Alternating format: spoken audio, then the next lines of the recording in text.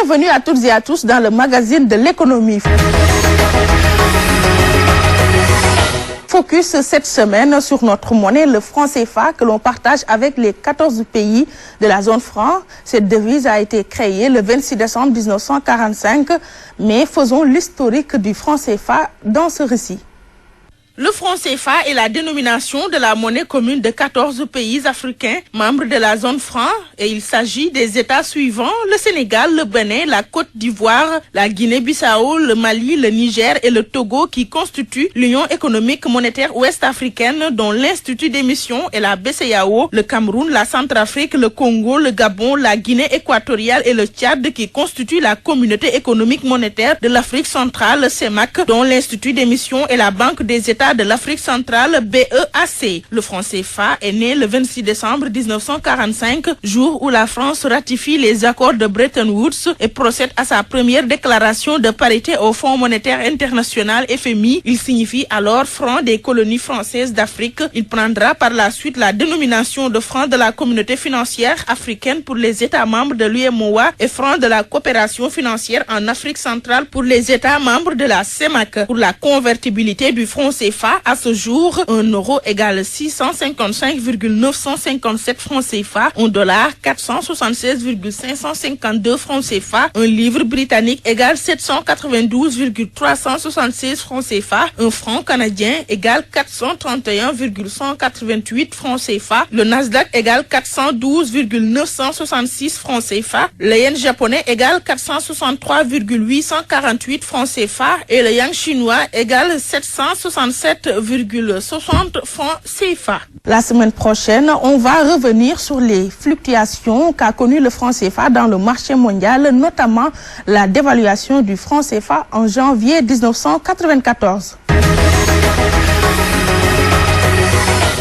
Désormais, les gestionnaires de la SOGAS vont avoir une réduction de 60% de leur facture d'électricité évaluée à 12 millions de francs CFA.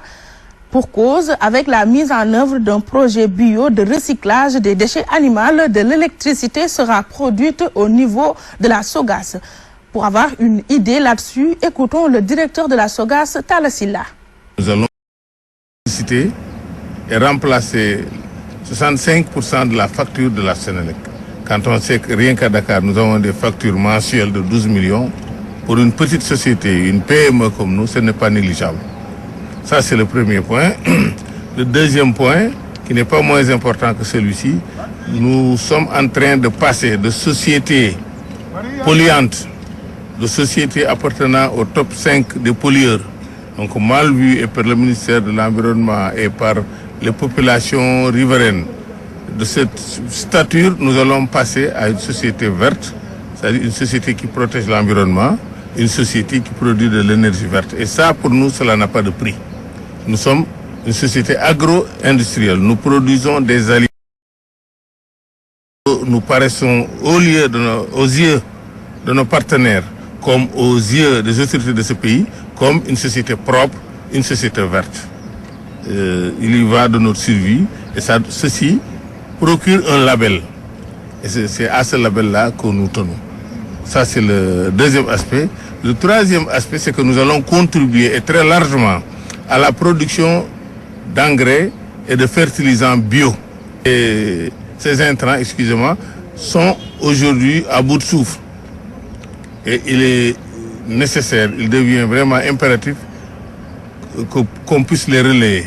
Ça, c'est la première partie. La deuxième partie, c'est que même si ces industries chimiques continuent de produire des engrais chimiques, on aura besoin d'engrais bio. Parce que pour exporter, il faut fertiliser le sol avec du bio. Nos partenaires européens ne veulent plus de produits, de légumes ou autre chose qui sont fertilisés avec des produits chimiques. C'est fini pour le magazine de l'économie de cette semaine. Excellente semaine.